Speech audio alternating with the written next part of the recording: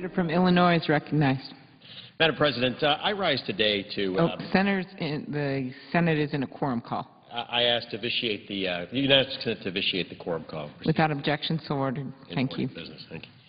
I rise today to commend the Senate Appropriations Committee under the leadership of Chairman Leahy and Ranking Member Graham on a decision we made yesterday as a full committee with regard to U.S. assistance to Pakistan. In short, what the Senate did was to remove nearly all of the guarantees of assistance funding to the Pakistani government based on new information and statements made by senior U.S. government officials on the Pakistani government and its intelligence service called the ISI's support for an organization called the Haqqani Network, one of the most dangerous terrorist organizations on earth. We have learned from statements by our U.S. Ambassador in Kabul, the U.S. Ambassador in Islamabad, the Secretary of State, the Secretary of Defense, and the Chairman of the Joint Chiefs of Staff that the Haqqani Network has become the principal threat to the Afghan government, to U.S. troops serving in Afghanistan, and to our NATO allies. Just recently, we have seen the U.S. Embassy in Kabul and NATO headquarters was attacked on September 12th. At least 16 people were killed, including 5 Afghan police officers and 11 civilians, in an attack organized and put together by the Haqqani Network under the direct protection and support of Pakistan's government itself. Just a few days earlier at Combat Post Saeed Abad in Wardak Province, on September 10th, over 77 U.S. soldiers and 17 Afghans were injured by a massive truck bomb, likely put together by the Haqqani Network, probably in Afghanistan, for an attack on Americans. This June, on June 28th, at the Hotel Intercontinental in Kabul, 12 Afghans were killed and 8 were wounded during a nighttime attack, also likely sponsored by the Haqqani Network. And in February, that same network attacked Kabul Bank on February 19th, with over 40 people killed. The Haqqani Network is a different branch of the Taliban. The Taliban largely do not have the safest sanctuary in Afghanistan or Pakistan. They have surrendered much of their operational control and initiative in eastern Afghanistan to the Haqqani Network. The reason why the Haqqani Network has become so powerful and so strong is because it is protected by the government of Pakistan itself, a claimed ally of the United States that receives substantial assistance provided by this Congress. Now, we have seen a very clear picture emerge from the administration directly connecting the government of Afghanistan to the Haqqani Network and support and assistance that is involved in the death of American servicemen and women and our NATO and Afghan allies. This started out on September 13th, when one of our most able Foreign Service officers, a real hero of the Foreign Service, our ambassador in Afghanistan, Ryan Crocker, highlighted Pakistan's support for the Haqqani Network and its role in attacks in Afghanistan. Just 4 days later, our U.S. ambassador, his counterpart in Islamabad, Cameron Munter, gave a very important and I frankly think brave interview on Pakistani state radio, highlighting the role of Pakistan's government support for this terrorist organization and its attacks on U.S. servicemen and women in Afghanistan. The following day, Secretary of State Hillary Clinton, during a meeting with Pakistan's Foreign Minister Carr, also highlighted the government's support for this terrorist organization and its attack on American citizens serving in uniform in Afghanistan. And finally, on September 20th, the chairman of the Joint Chiefs of Staff, Admiral Mullen, in a presentation before the Carnegie Endowment for Peace, also highlighted Pakistan's official government support for the ISI and the Haqqani Network. In testimony today in the Senate Armed Services Committee, Admiral Mullen reiterated these claims, stating that the ISI of Pakistan's government had provided explicit support for an attack on the U.S. Embassy in Kabul and our NATO headquarters.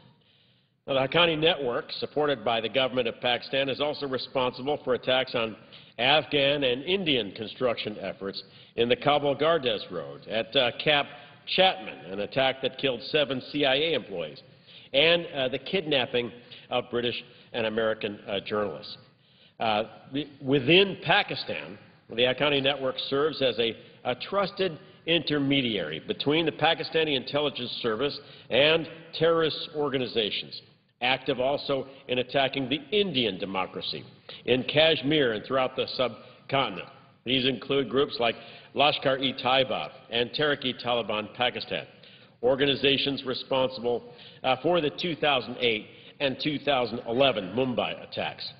Now, Secretary Clinton, Secretary Panetta, Admiral Mullen, General Allen, Ambassador Crocker, Ambassador Munter, and the Congress, Republicans and Democrats here in the Senate, now all agree that Pakistan government complicity and long-standing history of support and protection for the Haqqani Network is a major impediment of the United States' goal of achieving safety and security in Pakistan and Afghanistan.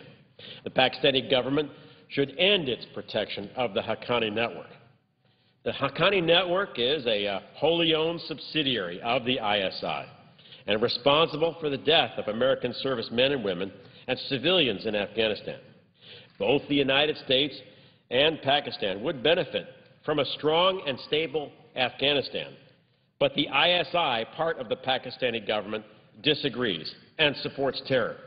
That's why it's so important that the Senate made this decision to remove all but the counterterrorism accounts from Pakistan and to put in new language conditioning any extension of aid to Pakistan on cooperation against the Haqqani Network. Now, we will need to define what cooperation means, and I hope what it will mean is, number one, a substantive and continuous reduction in Haqqani op-tempo against U.S. and NATO forces in Afghanistan, showing that nearly all of the attacks have been eliminated within the calendar year. On top of that, authority or action by the United States or NATO allies to hit Haqqani targets in the Frontier Autonomous Tribal Area where they have been protected to date. Unless we can meet these two conditions, I believe that the decision that we have made to remove the floors and stop the guarantee funding for Pakistan is a wise one. This is a rare moment in which the U.S. ambassador in Kabul, the U.S. ambassador in Islamabad, the chairman of the Joint Chiefs of Staff, the Secretary of Defense, and the Secretary of State have all said that the Pakistani government directly supports terror through the Haqqani Network and needs to stop. And in these tough economic times, where nearly all of the assistance under the legislation approved yesterday is in the Overseas Contingent Operation Account, which, remember, is all borrowed money to be provided to Pakistan, should be done only if their policy of supporting the Haqqani Network ends. I'm very glad that the administration and now the Congress has spoken with a clear voice. I only hope that we hold our nerve, because otherwise, if we go by past policies of having Pakistani promises and official statements be the mere cause for releasing U.S. aid, we will repeat the failures of the current policy. We need actual action. We need to understand that senior Pakistani officials of their foreign ministry, of their intelligence service, and of their Defense Department have directly lied to American officials. And only by action and cutting off the Haqqani Network can we make sure that at least the U.S. taxpayer is not supporting this terrorism. I commend the action of the Foreign Operations Committee yesterday. I commend that it was a bipartisan action. And now I hope that we stick to our guns and make sure that we do not provide assistance to Pakistan unless they stop supporting this most dangerous now terrorist organization operating against our men and women in uniform serving in Afghanistan. And with that, Madam President, I yield the floor. Madam President. The senator from Ohio is recognized. Thank you, Madam President. I ask unanimous consent that speak as if in morning business for up to 5 minutes. Without objection, so ordered. Thank you, Madam President. I first rise to speak just for 30 seconds on the trade adjustment assistance legislation and the amendment that Senator Baucus and Senator Casey and I have been working on to make sure that trade adjustment is available to workers who have lost their jobs because of service or manufacturing trade competition, only not real competition, because so often the deck is stacked far too much against American workers and American companies. I don't want to see these amendments, other amendments notwithstanding, I don't want to see this restricted to only those workers who have lost their jobs based on lost their jobs from unfair competition from countries we don't have trade agreements with. I mean, it's almost silly to have to say that. But we need to keep this program focused on all workers who need some assistance, need to be retrained. They lost their job through no doing of their own. And, Madam President, that begs the next issue, and that is something that a group of us, bipartisan group of 10 senators, Republicans, Senator Burr, Senator Graham, Senator Sessions, Senator Snowe, and Senator Collins, and 5 Democratic senators, Senator Schumer, Senator Stabenow, I'm one of the 5, Senator Hagan, and Senator Casey. Each of us has pushed for legislation dealing with the problems of currency. And the Chinese have clearly gamed the system. We spend all this time, Mr. President, on the budget deficit. It's certainly worth addressing in a big way, and we spend so little time on the trade deficit. The trade deficit cuts right into undermining American jobs. 2 million, a recent study showed that literally hundreds of thousands, some 2.8 million jobs have been lost to China since 2001, just in a decade. 2/3 of those manufacturing jobs because of unfair trade practices, in part because of the way the Chinese game the system on currency. Our legislation simply says several things. One of the most important parts of this legislation is simply telling the U.S. government that it must consider on trade cases when it's doing an investigation, must consider currency manipulation by the Chinese. This will result, we know, in significant job growth in our country. It will mean more exports of U.S. products to China because it takes off that advantage they have, and it will mean that American companies making things here can compete with Chinese competition trying to sell into our market, again, because it takes away the unfair subsidies that the Chinese have had. You don't have to go very many places in West Virginia and Connecticut and Ohio and see how many cases there are of products sold in this country that used to be made here and are now being made in China. It's not, currency is not the only reason, but it's surely one of the significant reasons. I'll close with this, a brief story about a company in Ohio, Southwest Ohio, which manufactures paper. And until a decade and a half ago, the People's Republic of China didn't even have a coated paper industry. That's the paper, the sort of magazine glossy paper that we all are familiar with. Chinese didn't even make that kind of technology, that kind of paper, a decade and a half ago. Since then, they started the industry. Here's what they do. They buy their wood pulp in Brazil. They ship it a long way away to China. They mill it in China. They ship it back to the United States, and they undercut American companies by underpricing American companies, Southwest Ohio, in many cases Southern Ohio American companies and other places. They undercut them with price. And tell me when to make paper, only 10% of paper costs are labor costs. So what that means? It means that the Chinese are subsidizing water and credit and land and energy and labor and currency. And for us to fight back, we've been somewhat successful in fighting back and showing that the Chinese are cheating. But if we have that additional tool that they cannot game the currency system, we will not see the kind of job loss, the hemorrhaging of jobs in West Virginia and Ohio and all over this country.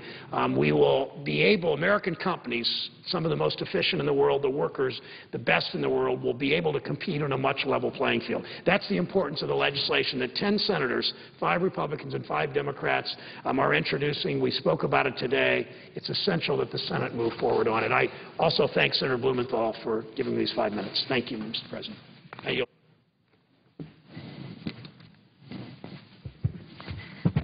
Mr. President, Senator from Connecticut. first, I ask to speak as though we are in morning business. We are not in morning business, sir. Then I will proceed. Thank you. Without objection.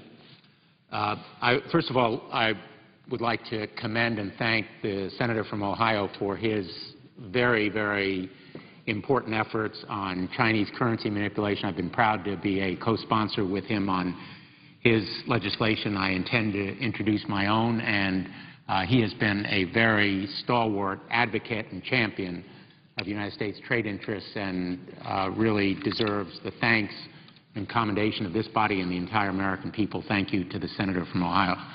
I rise today to restate at this historic and crucial juncture in world history my unwavering commitment, stated so eloquently by many in this body over the years, to the United States-Israel relationship and America's unshakable commitment to Israel's security. I want to thank the President of the United States for his address to the United Nations, which very powerfully and courageously stated that commitment. The President's strong message shows again that our shared interests, as well as our friendship with Israel, are deep and enduring.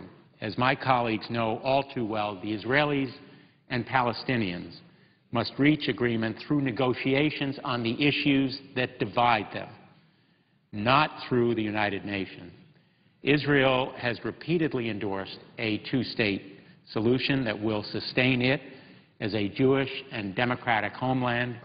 To be achievable, any lasting peace and any plan for peace must acknowledge the real security concerns that Israel faces day in and day out and has faced throughout its history.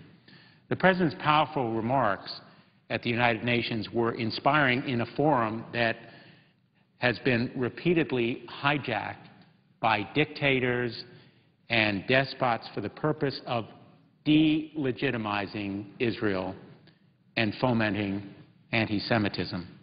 The Palestinian Authority's bid for United Nations recognition is a distraction from the hard work, the really hard work needed to achieve peace and find an equitable solution. As the President said, and I'm quoting, "The fact is, peace is hard. To succeed," again quoting, "peace depends upon compromise among people who must live together long after our speeches are over," end of quote. Tough compromises will have to be made by both the Israelis and the Palestinians. The United States is ready to assist both peoples in taking necessary risks for peace, and Israel is willing to sit down and commence those talks immediately with the Palestinians.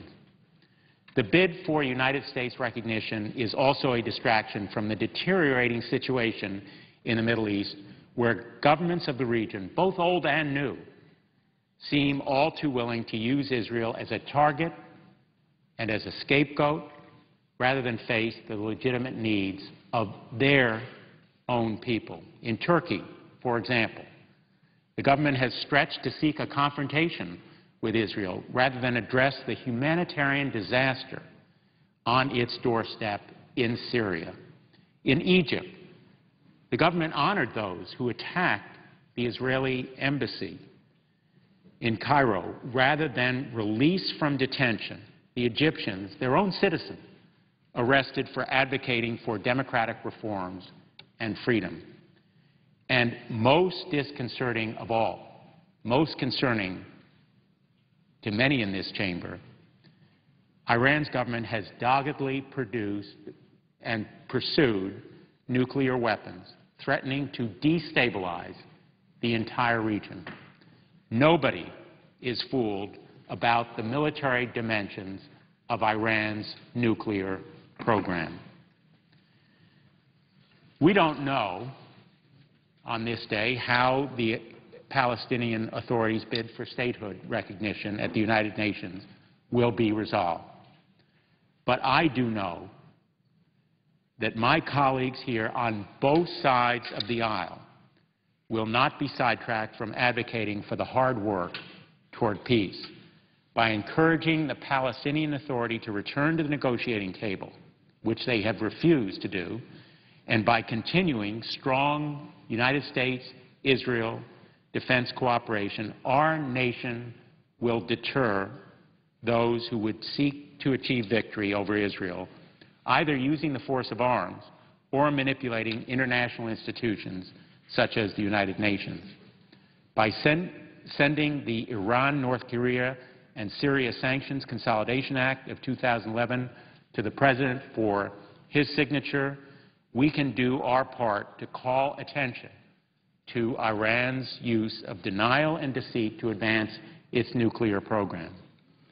By passing a foreign operations appropriations for fiscal year 2012 that aligns our assistance with our international commitments, including $3 billion in aid to Israel, this body will again demonstrate its leadership in striving for peace.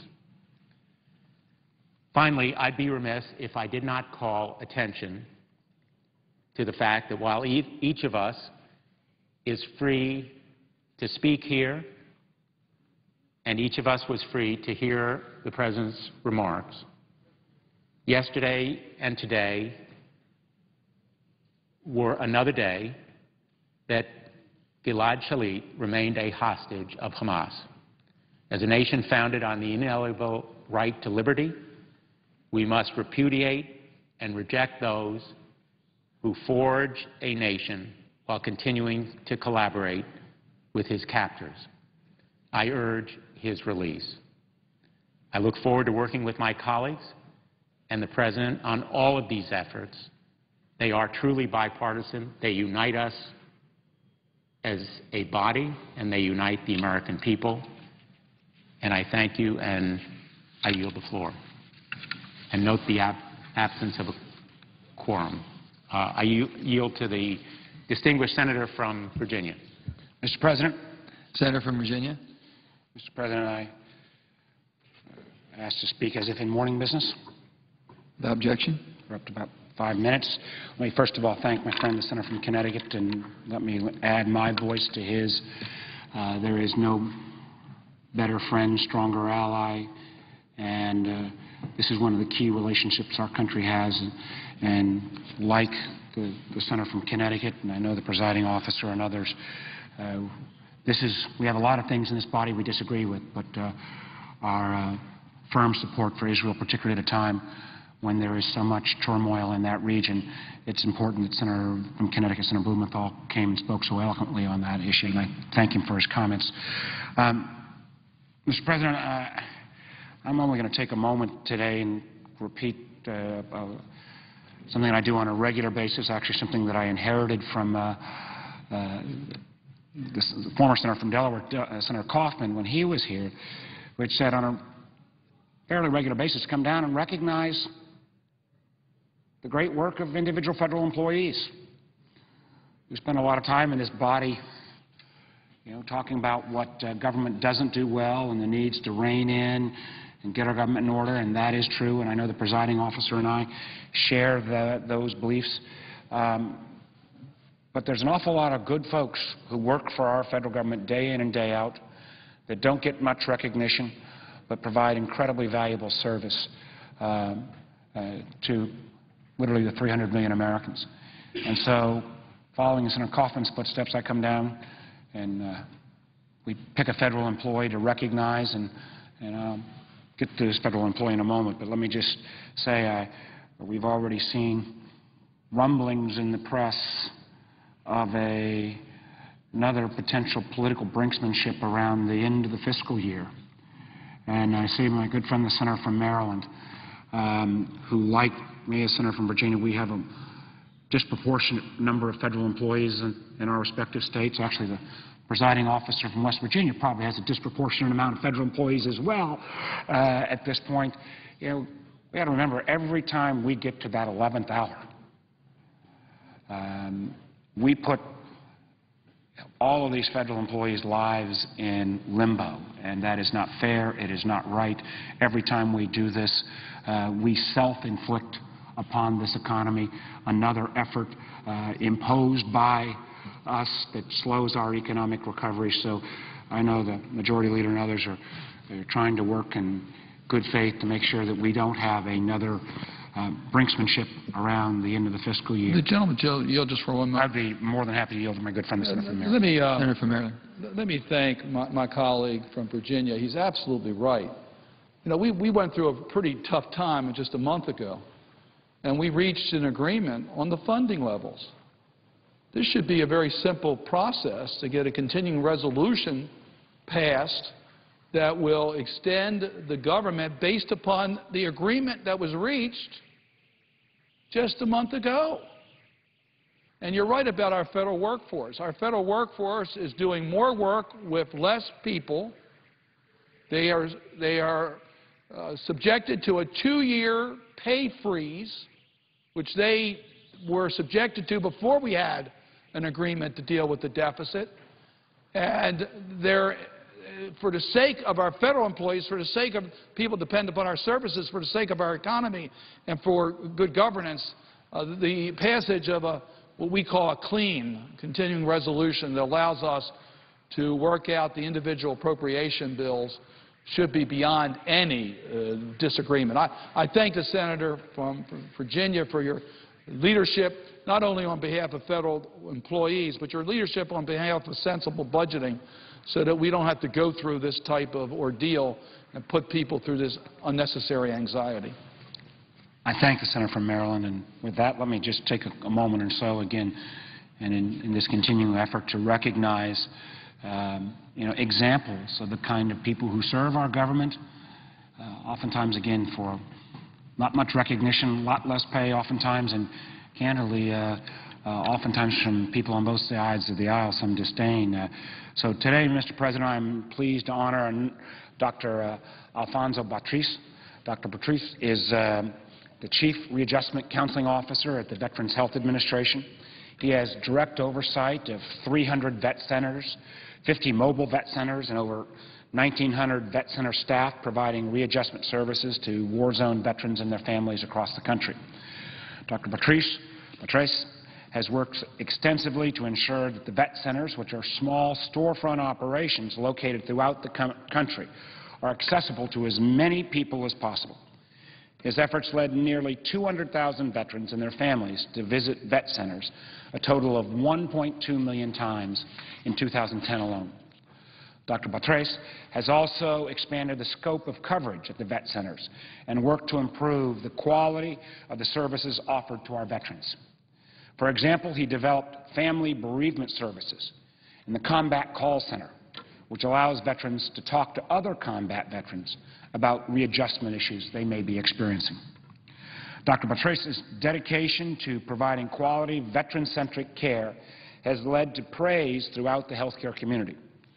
According to Lawrence Dayton, a former Veteran Affairs colleague, quote, Dr. Batres' combination of vision and personal experience has translated into the vet center becoming the gold standard and a model for public health programs. In an interview, Dr. Batres said, quote, the opportunity to serve veterans and their families as a civil servant through the vet center programs has been a dream realized and an honor. Mr. President, in 2009, when I first joined this body, I helped launch a comprehensive study that evaluated the quality of care and benefits that we are providing to our returning combat veterans, especially women who are affected by post-traumatic stress syndrome and traumatic brain injury. I think we are very fortunate to have someone as dedicated as Dr. Batres working on these important issues. I hope my colleague will join me in honoring the doctor as well as all those at the Department of Veterans Affairs for their excellent work today. I also proud to recognize that Dr. Batres, as a Virginian and a Vietnam veteran, has dedicated 37 years to public service. So echoing the comments of my friend, the Senator from Maryland, there will be things we disagree with our friends on the other side. We ought to have a way to argue, debate, and decide those disagreements, but let's make sure that we don't put this country, our federal employees, and equally important, the 300 million Americans who not only depend on those services we provide, but mostly are about trying to recover from this economy. Let's not have Act 3 of the kind of political brinksmanship which, starting in the spring and then over the debt crisis and now potentially at the end of this month, are in effect self-inflicted wounds upon our economy that is struggling so much to recover. So with that, Mr. President, I yield the floor and note the absence of a quorum. Clerk will call the roll. Mr. Akaka.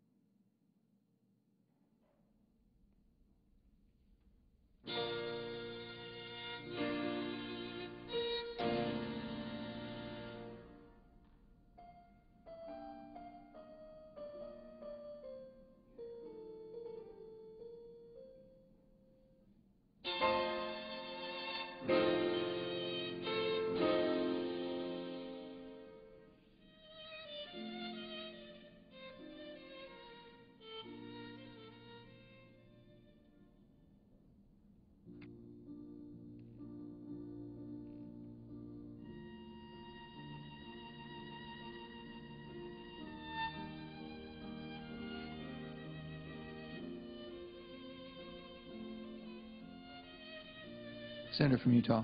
Ask unanimous consent to do away with the quorum call. Without objection. Mr. President, I ask unanimous consent to add Senator Mitch McConnell from Kentucky and Senator John Cornyn from Texas as co-sponsors of S. 1595, the Solidarity with Israel Act. Without objection. I encourage all senators to get on board that bill, because it's time we start sending some messages that the UN will understand. Mr. President, it appears that the leader of the Palestinian Liberation Organization and the Palestinian Authority, Mahmoud Abbas, is going to request that the United Nations recognize Palestine as a member state. This action will create a major, unnecessary, and avoidable obstacle to peace. It is quite simply intolerable. For that reason, yesterday I, along with 15 of my colleagues, including my colleague and friend from Kentucky, the Republican leader, introduced S. 1595, the Solidarity with Israel Act. Should the United Nations recognize a Palestinian state, this legislation would terminate United States funding for the UN. I recognize that the consequences from recognizing a Palestinian state are severe, but they are appropriate. Recognition of a Palestinian state at this point would undermine the peace process, and some have even questioned its legality. It would be a deeply irresponsible action that brings into further doubt the legitimacy of the United Nations as a good faith actor in securing a more peaceful, more free, and more democratic world. As I and many of my colleagues have repeatedly stated on the floor of the Senate, the sole means to create a lasting and enduring peace between Israel and the Palestinians is through direct negotiations. By attempting an end run around these negotiations, and make no mistake, that is the aspiration of this Palestinian endeavor, the only result will be to delay the critical decisions which must be made to obtain a durable peace. What is required is leadership, real leadership, to impress upon the Palestinians and the world community that if the United Nations capitulates and changes Palestine's status before a comprehensive peace agreement is reached, there will be consequences. Unfortunately, President Obama, in his speech to the United Nations yesterday, failed to provide that leadership and to take control of this quickly deteriorating situation. Accordingly, yesterday I and my colleagues introduced the Solidarity with Israel Act. The United States can and should exercise its Security Council veto if the Palestinians make good on their threat to attempt to change their UN status. However, the use of our veto power might not be enough to stop this subterfuge. There are two methods by which the Palestinians could attempt to change their United Nations status. The first is to have the Security Council recommend to the General Assembly that Palestine become a member nation of the United Nations. But in the Security Council, the United States can veto a proposed change. However, the Palestinians also have another means to alter their status. They could petition the General Assembly directly, where the United States does not have a veto, and seek an upgrade from their current position as a permanent observer entity to a non-observer state. If this occurs, the Palestinians will be in a much better position to manipulate UN-affiliated agencies such as the International Criminal Court. Mr. President, it should go without saying, but I will remind this body that the prospect of Palestinians bringing actions against Israel's leaders and military forces for defending our sovereign allies' right to exist is completely unacceptable. We should expect more from the United Nations, but in spite of its sweeping statements in support of individual rights and peace, it has a mixed record at best when it comes to the treatment of Israel, a liberal democracy. The low point of its long and tarnished history on this subject was the General Assembly's contemptible 1975 resolution equating Zionism with racism. A General Assembly upgrade of the Palestinians to non-observer statehood status would be another in a long line of hostile acts towards Israel and another hindrance to the peace prospect and process. Deterring this outcome is the primary objective of the Solidarity with Israel Act. Israel is a friend and ally of the United States. It is a beacon of democracy and liberality in a part of the world that is too frequently lacking in both. Though the Palestinians have officially recognized Israel's right to exist, their rhetoric continues to bring the strength of this commitment into question. Therefore, we cannot sit passively while the United Nations undermines Israel. Simply put, if the United Nations votes to harm our trusted ally by changing Palestine's UN status, this legislation would require termination of United States funding of the United Nations until a comprehensive peace agreement is reached with Israel. The message of our legislation is also simple. The times for these type of games has ended. We will not stand by and allow a political spectacle to be created which only maligns our ally. The Solidarity with Israel Act seeks to deter those who would engage in false charades and redirect the international community toward promoting the only means to truly achieving a lasting peace, direct negotiations between Israel and the Palestinians. Mr. President, it is my earnest hope that even greater numbers of members will join us in this cause, and I think this is an important issue, and I hope that we can get every member of this committee, of this community, of this United States Senate, to join with us in this particular cause. With that, Mr. President, I suggest the absence of the quorum. The clerk will call the roll. Mr. Akaka.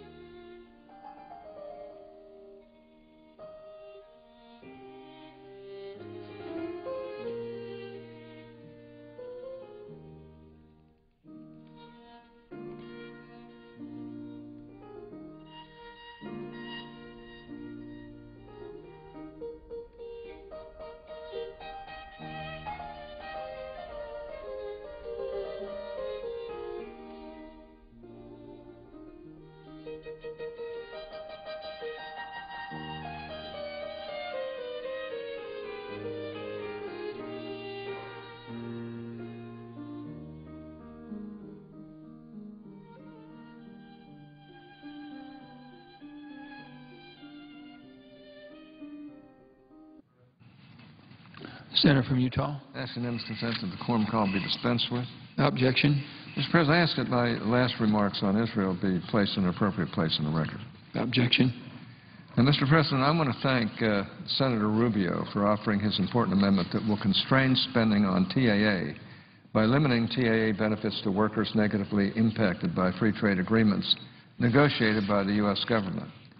As I explained in offering my amendment yesterday to tighten the standard of eligibility for TAA, the expanded TAA program will grow and cost more and more taxpayer money.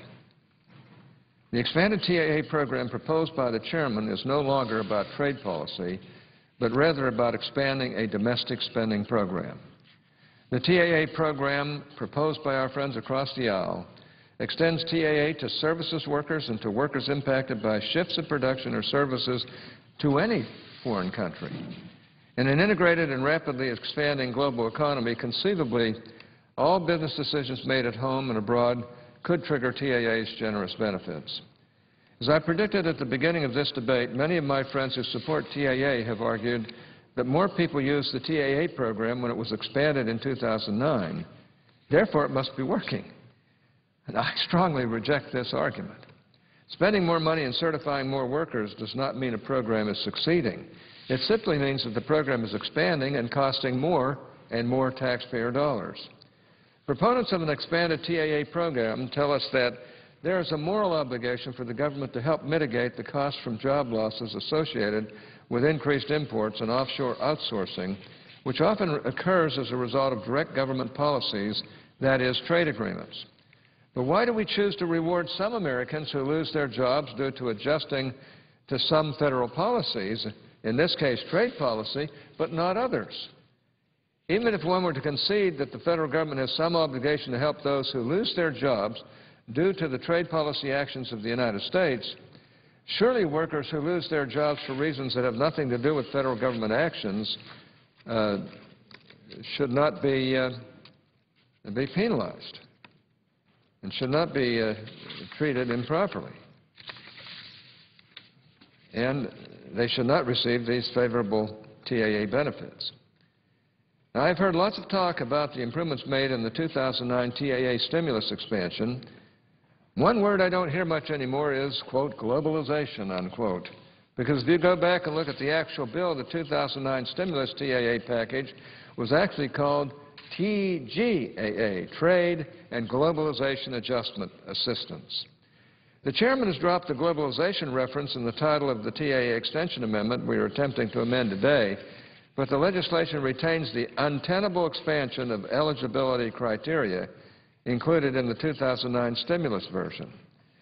The TAA program we will vote on today, as offered by the chairman, has lost any nexus to U.S. trade policy actions. Under the chairman's expanded TAA program, workers who lose their jobs, allegedly due to shifts in production to non-free trade agreement countries, will be eligible for the generous TAA benefits.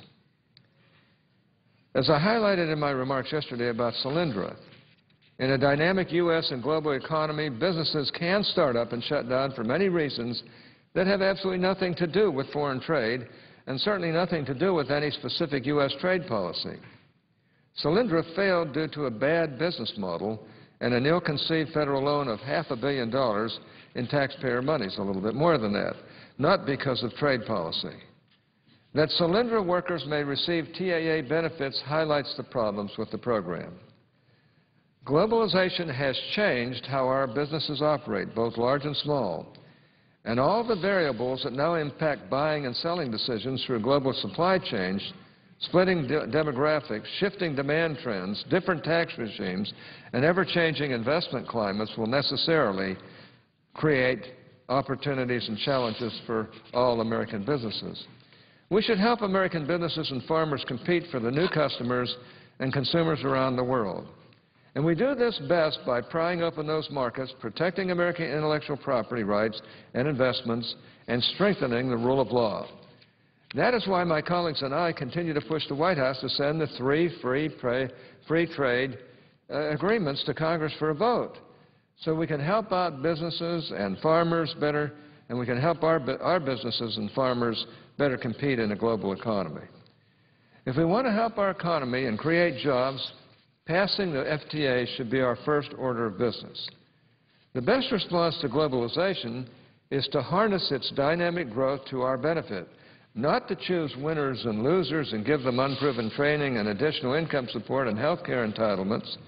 If the purpose of TAA is to help workers adjust to trade policy actions by the government, then only those workers impacted by trade with U.S. free trade agreements countries should be eligible. Again, I thank my colleague and friend Senator Rubio for offering this important amendment and trying to look out for the taxpayer and narrowly constrain spending on TAA.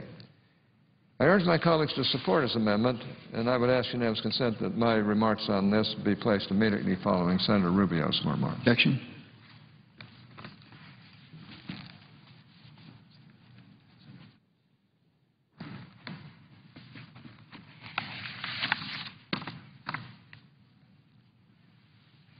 Mr. President, I suggest the absence of quorum. Clerk will call the roll. Kaka.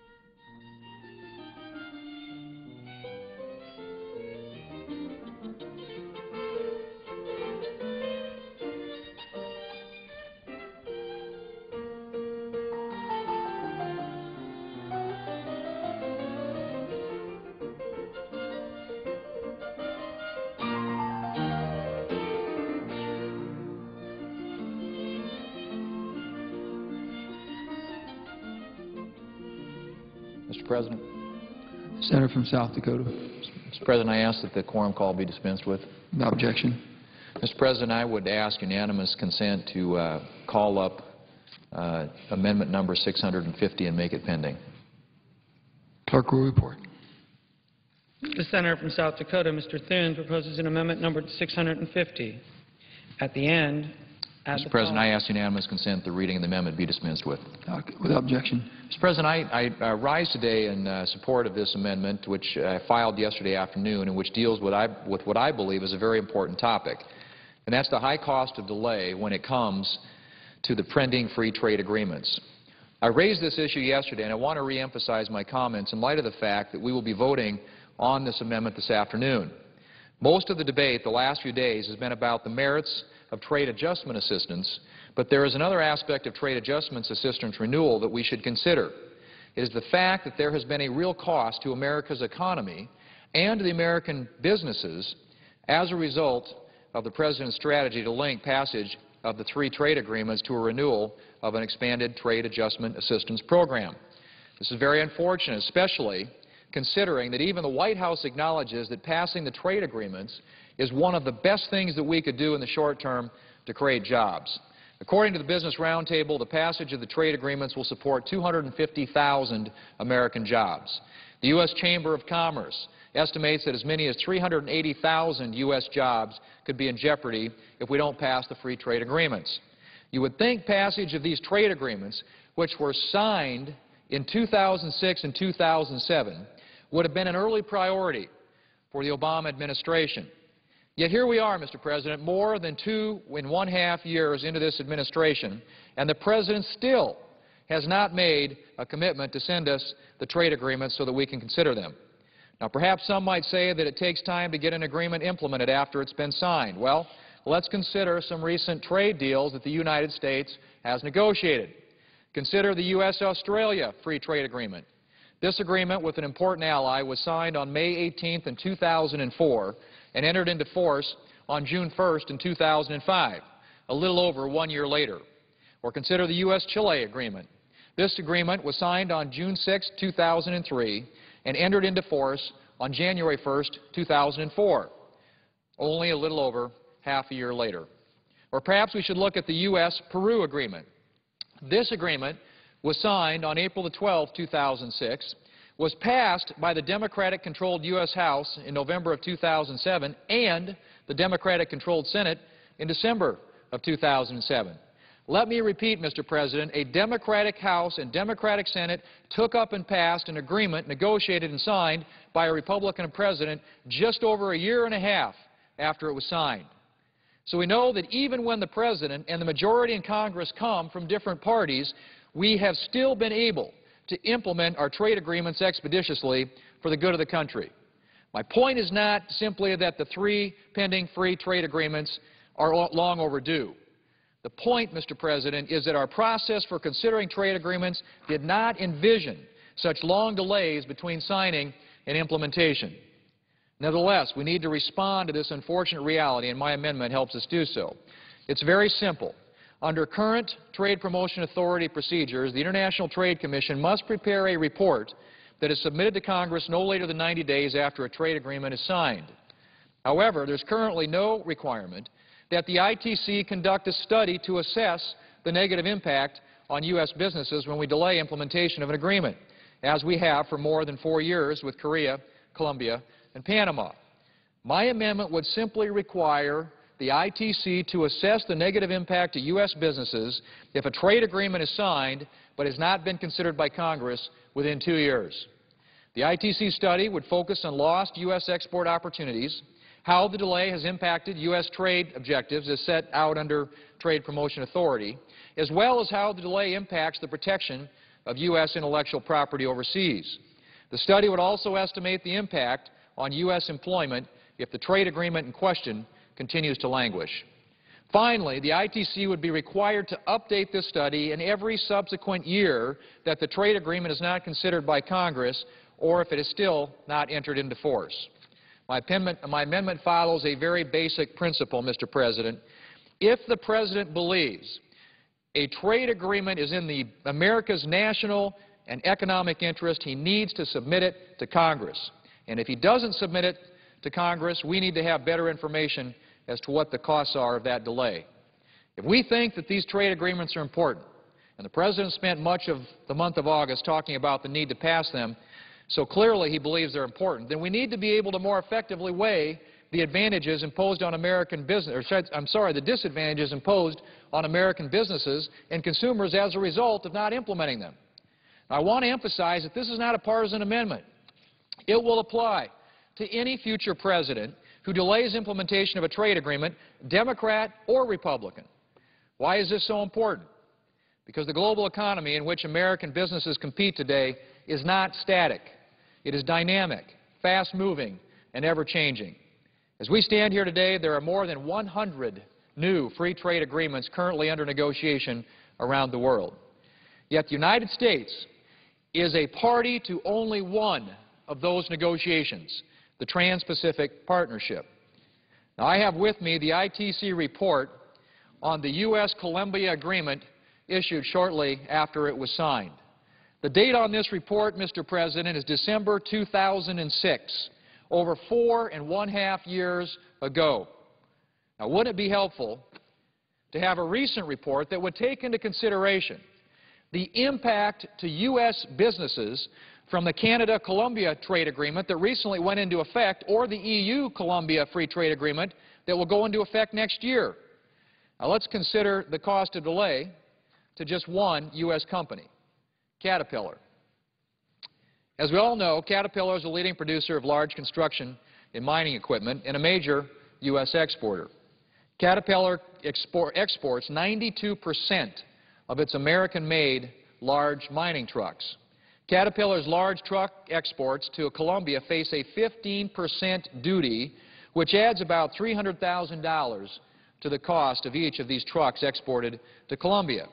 Now, just imagine the advantage Caterpillar could have had for the last several years over its Japanese and Chinese competitors if the Democratic House in 2008 had not refused to consider the Colombia agreement when President Bush submitted it, or if President Obama had submitted it promptly upon taking office.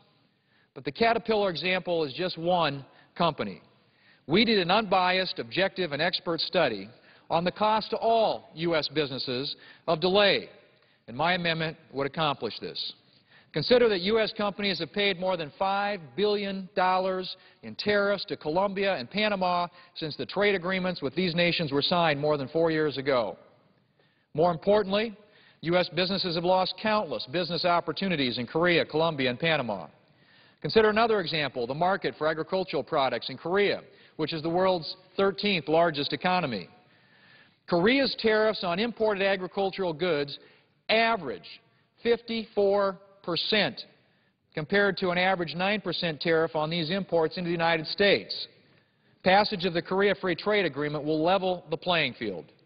Yet this administration continues to delay sending these agreements to Congress. Mr. President, at a time of near-record unemployment and slow economic growth, this delay is unacceptable. This ongoing delay is having a real impact on American businesses, and it will only get worse as the EU-Korea agreement has now entered into force, and European companies are getting the benefits of lower tariffs and market access. The Colombian market for agriculture products is another good example of the high cost of delay. In 2010, for the first time in the history of U.S.-Colombia trade, the United States lost to Argentina its position as Colombia's #1 agricultural supplier. Consider the story of the three main crops that we grow in South Dakota: corn, wheat, and soybeans. The combined market share in Colombia for these three U.S. agricultural exports has decreased from 78% in 2008 to 28% in 2010, a staggering decline of 50 percentage points. And this situation will only get worse now that the Canada-Colombia agreement has taken effect as of August 15th of this year.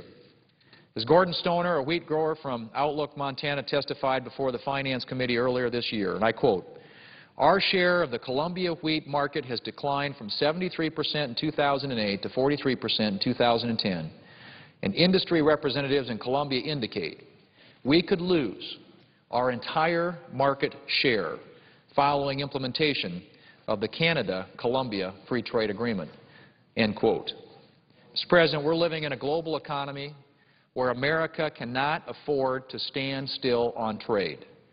There's another cost to the delay in submitting these free trade agreements to Congress that we should consider, and this is the loss of trust that we may experience and be creating with new potential trade agreement partners. Now consider if you're an emerging economy today and you have the opportunity to negotiate a comprehensive trade agreement with either the European Union or the United States. What message is our delay sending to those potential trading partners? Unfortunately, the message appears to be that if you negotiate with the EU, you will get the benefits of an agreement much sooner than if you spend the time and effort to negotiate an agreement with the United States. This is best exemplified by the negotiations with South Korea, a large economy, a major market for agricultural goods, as I mentioned, and manufactured goods as well as services. The U.S.-Korea Free Trade Agreement was signed in June of 2007. Korea's trade agreement with the EU was launched in May of 2007, just 1 month earlier. We had basically finished the entire negotiation process and wrapped up our agreement with Korea by the time that the EU was just launching the beginning of their negotiations with Korea. Yet, as I mentioned earlier, the EU-Korea agreement has now taken effect, and the President has not even yet submitted our agreement with Korea to Congress for consideration. Again, we're not creating a favorable impression for any future trade agreement partners. As emerging economies mature, millions of new middle-class consumers enter the global marketplace. This is an impression we simply cannot afford to let persist. American businesses and exporters need access to these fast-developing markets. Imagine if American businesses operated the way that Washington, D.C. operates. What if American companies such as Apple or IBM waited 4 or 5 years to develop their next product? Would they continue to out-innovate their foreign competition? Of course not. Just as the United States businesses cannot afford to stand still, the U.S. government cannot afford to stand still as we have on trade for these past several years. In 1960, exports accounted for only 3.6% of U.S. GDP. Today, exports account for 12.5% of our GDP. Exports of U.S. goods and services support over 10 million American jobs. It is long past time that we get back in the game by passing the 3 pending trade agreements. My amendment, Mr. President, will ensure that if we delay, if we fail to act, we will have a better assessment of the cost to American businesses and consumers of that delay. And hopefully that information will make us more likely to act with a sense of urgency. My amendment should not be controversial. It doesn't change the underlying bill, or it doesn't change trade adjustment assistance. And it should not be something that would affect the ability of this legislation to pass the House. It is a forward-looking amendment that will improve the process under which we consider future trade agreements. Mr. President, it's important that we get this done. 2006 is the last time we had an assessment of the impact of not acting on the Colombia Free Trade Agreement. Earlier today, the senator from Montana, Senator Baucus, made some remarks about my amendment and referred to it as a backward-looking amendment. Nothing could be further from the truth. It's not about casting blame. It's not about looking back. It's simply about improving the process of implementing trade bills by giving Congress better, more comprehensive information on the impact of delay. Senator Baucus said earlier that no one disputes the harm from delaying the agreements. But has the United States government quantified the harm of the delay in a comprehensive fashion so that we know exactly the cost that delay is imposing on U.S. businesses and individuals, the impact on U.S. employment, or on the protection of U.S. intellectual property in foreign markets? The answer is no.